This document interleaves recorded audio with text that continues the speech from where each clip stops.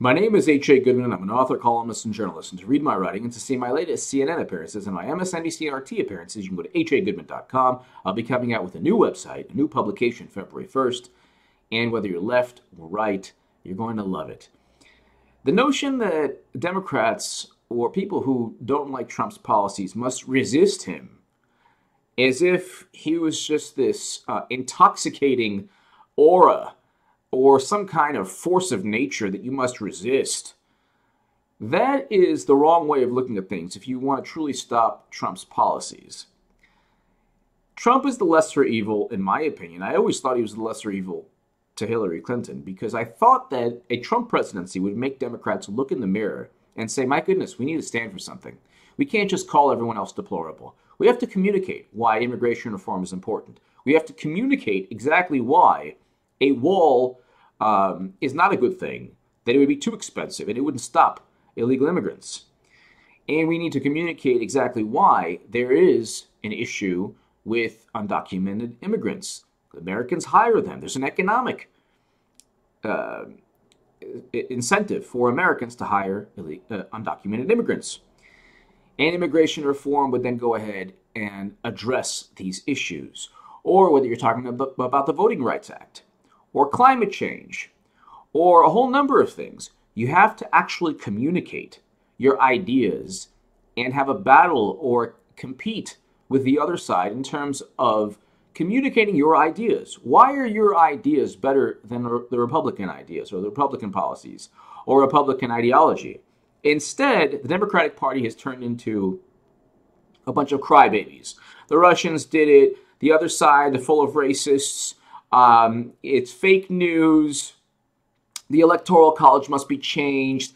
Everything but Hillary Clinton and her lack of message, her lack of communication skills. Nobody knows why Hillary ran. Nobody knows what the Democratic Party stands for. So in terms of Bernie Sanders, you know he wants to break up banks, reinstate Glass-Steagall, end perpetual wars, implement a single payer. Now President Obama's Affordable Care Act is in jeopardy of being repealed. The first issue is you focus on ideas as a Democrat. If you want to defeat Trump in 2020, well, if it's not Bernie, Nina, or Tulsi, you can forget about that. But if you want to have any chance at defeating Republicans or Trump, either at the state level or to win back the White House, you have to say, here are Democratic principles, ideas, progressive policies. This is why they're better. Then you have to go a step forward and focus on structural change.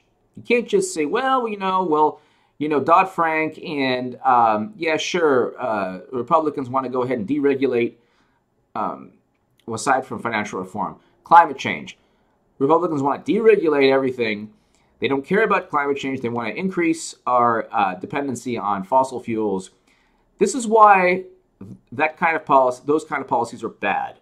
And you communicate to the public. You can't just rely on people saying, well, climate change is real, and here are the studies and the facts.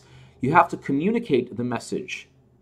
You have to explain that, hey, a green economy actually promotes job growth.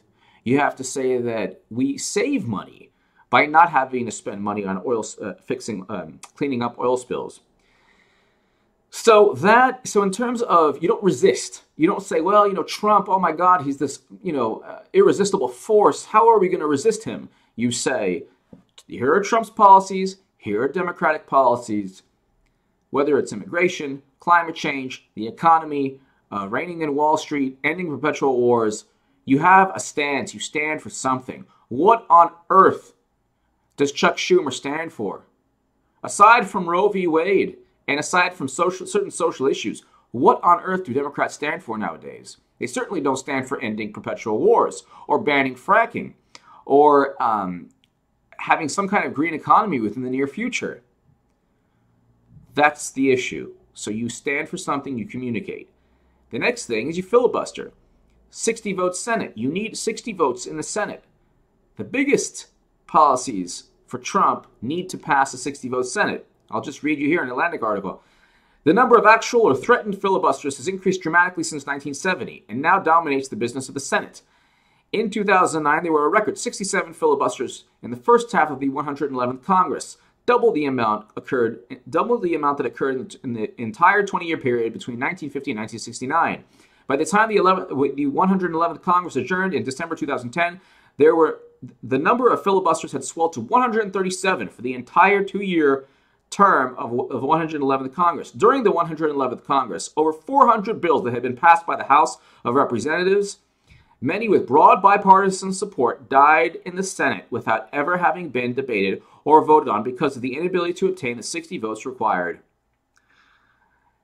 That is how you stop Trump. You communicate your message. If you stand for nothing other than the Russians did it, it was Putin, sexism, the other side's racist, they're deplorable, oh my God, they're really bad, we're really good, vote for us, we're cooler, Trump is a buffoon, that you already lost. Democrats already lost with that message. And that's not even a message. That's like, you know, it's really nothing. You're not communicating anything. There's no reason to vote. So you communicate, you use the Senate the way the Republicans used the Senate when Democrats had control, and then you work on structural reform. If you don't reform things from a structural perspective, Trump wins in 2020. You can't just say, well, we believe in climate change, but what was it, like 10 Keystone XL-sized pipelines were built from 2010 to 2016 under President Obama. You can't just say, well, you know, he vetoed Keystone XL, that's okay. You have to go ahead and stand for something. Ban fracking, break up too big to fill banks, reinstate Glass-Steagall, pass the Voting Rights Act amendment, or make that part of a very important policy objective for the Democratic Party. You don't do that, Trump wins. And Republicans win on the state level. And they control Congress forever. Give me your thoughts below. Thank you so much for listening. There's no point in resisting Trump. That's futile. You have to go ahead and battle with ideas. And if your ideas suck, or if you don't communicate your ideas, or if you don't have any value system, you're never going to win. Give me your thoughts below. Thank you so much for listening.